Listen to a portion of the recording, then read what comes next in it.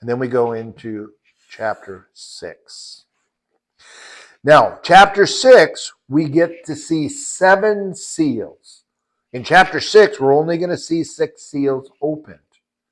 And these seals are often thought of as a capitulation or a completeness of what is going to happen at the end of days. Some will say that the first seal was opened when Christ returned to the Father, and the first seal was opened.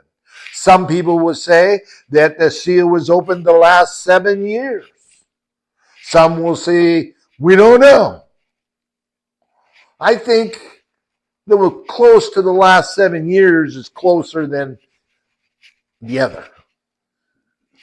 So and John watches in this heavenly scene, he's still up there, when Jesus, the Lamb, opens one of the seals. And then we hear a creature say, come, and an angel, a spiritual being, is sent out, and he is on a white horse. And he came out conquering and to conquer. And then he opens a second seal, and another horse, another spiritual being goes out on a bright red horse. And this spiritual rider was permitted to take peace from the earth so that people should slay one another, and was given a great sword. Then the third one is opened up, and the angelic crawls out and says, come! And a black horse with a demon rides out with a pair of scales in his hand, and he hears a quart of wheat for a denarius, and 3 quarts of barley for a denarius. And do not harm the oil and wine. Each one of these demons going out on a colorful horse to ride, not told where, but with a task. Then the 4th seal is open, and the 4th living creature, the 4th spiritual demon comes out, and I looked, and he's on a pale horse, and that rider's name was Death. And Hades followed him. And they were given authority over the 4th of the earth to kill with sword, with famine, with pestilence, and by wild beasts of the earth. These are what are called the 4 horses of the apocalypse. All 4 of them, not God's wrath per se, but released by God to do what he created them to do. To bring the earth to the place where it was ready for Yeshua, Jesus, to rule. When he opens the... Yes?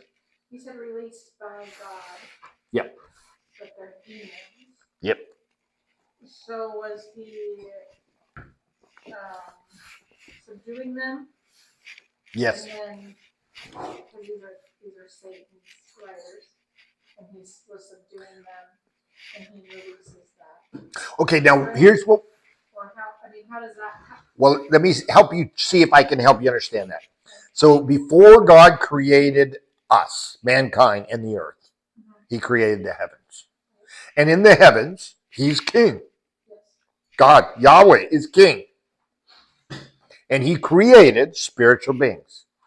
We know of some of them as angels, which just means messenger.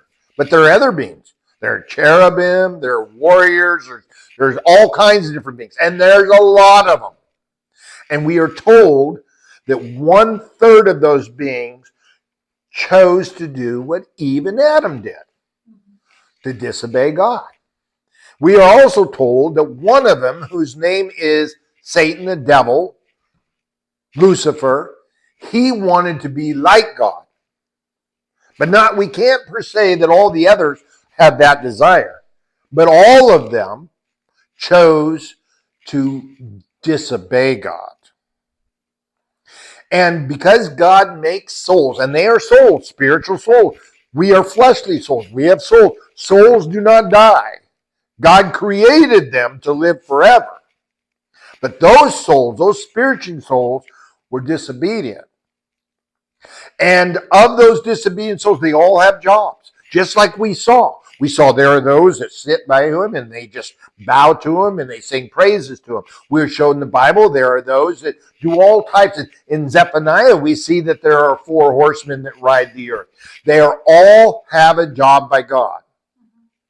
They will do that job. Whether they're obedient to God or disobedient, whether they desire hatred in their hearts or not. We are not told whether these that went out for killing and causing problems, these 4 horsemen, whether they are good or bad. But because we heard from Jesus' words that Satan is a liar, a deceiver, and a murderer, and that appears to be their jobs, that they are fallen. They have chosen somewhere in this process to tell God they don't want to follow God anymore. But we don't know. But God created them. And we are told they were created for this purpose. And they were given authority over 1/4 of the earth. So they're given authority. So just like we see with Lucifer, when he went and saw God, and God asked him, Lucifer, where you been? He said, I've been out walking to and fro on the earth. And Yahweh said to him, well, have you noticed my man Job? Have you ever seen a man like him? That's a good man. And what did Satan say? He said, well, of course he is, because you protect him. See, they're all restricted. Their restrictions they can't go beyond their restriction of what they can do to whoever God puts a restriction on. And in Job, Satan tells us, God protected him. He wouldn't let Satan do anything bad to him. And Satan said that to God. Well, you protect him. God said, okay, well, I'll take off the protection.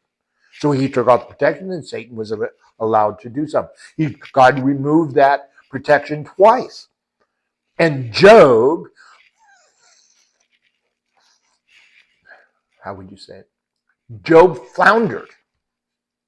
He got to the point where, and his wife kept saying, just curse God and die, curse God and die. And he got to the point where he started questioning God. But we also know in that story that though Satan felt that he had permission now to go destroy Job's life, we are taught that in that testing, Job came out even better. And that is the purpose of testing, is so that we come out with faith. And that is what God is going to do in this day. He is testing the world. 1, will you acknowledge me and give me thanks? 2, will you seek me? 3, will you seek truth? If you don't, you're going to fail the test. You call yourself a Christian. Here's the test. Will you seek me? Yes, it's going to get bad, just like it did with Job. For everybody. Some will lose their life. Will you turn to me? Remember what God calls. Turn from doing things in your flesh and do it my way. Seek me. Turn, repent. So does that help explain your... Okay. And when you open the 5th seal, we see that under the altar there are the souls who have already been slain for this reason, the words of God, and for the witness they had borne. So they were circumcised in their hearts. They served Yahweh. And they were slain because of that. And they cried out with a loud voice, O sovereign Lord, holy, set apart, and true, how long before you will judge and avenge our blood? They knew Yahweh will avenge their blood on those who dwell on the earth. Then they were each given a white robe and told to rest a little longer. It's of note, they're souls, not bodies.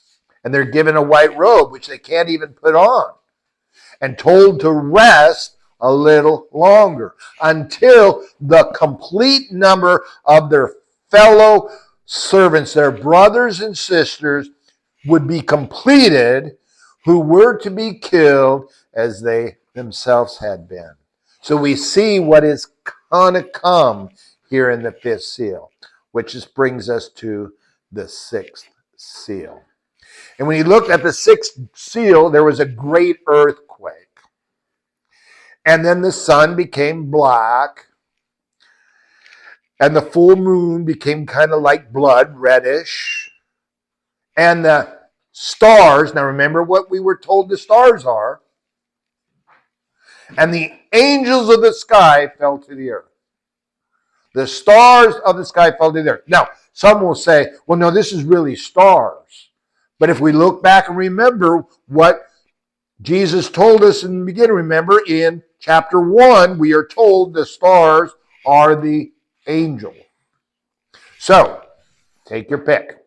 And they fell to the earth as a fig tree sheds its winter fruit when shaken by a gale. And the sky vanished like a scroll that is being rolled up, and every mountain and island was removed from its place. Earthquakes, massive earthquakes, skies all messed up. Then the kings of the earth, and the great ones, and the generals, and the rich, and the powerful, and everyone, whether they're slave or free, hid themselves in the caves and among the rocks of the mountains, calling to the mountains and rocks, fall on us, hide us from the face of him who is seated on the throne. Hide us from Yahweh and from the wrath of the Lamb. For the great day of their wrath, the Lamb's and Yahweh's wrath has come, and who can stand? So we see this event. They know they're hiding because of the turmoils of this world, and they know this is God's wrath at this time in chapter 6. This corresponds with Matthew, Mark, and Luke, where Jesus says, so then, when you see me extending from the cloud, in the cloud, I will send out the angels to gather those who have been chosen, the elect, the first fruits. That corresponds with this time. So these seals give us a very tight picture of that time.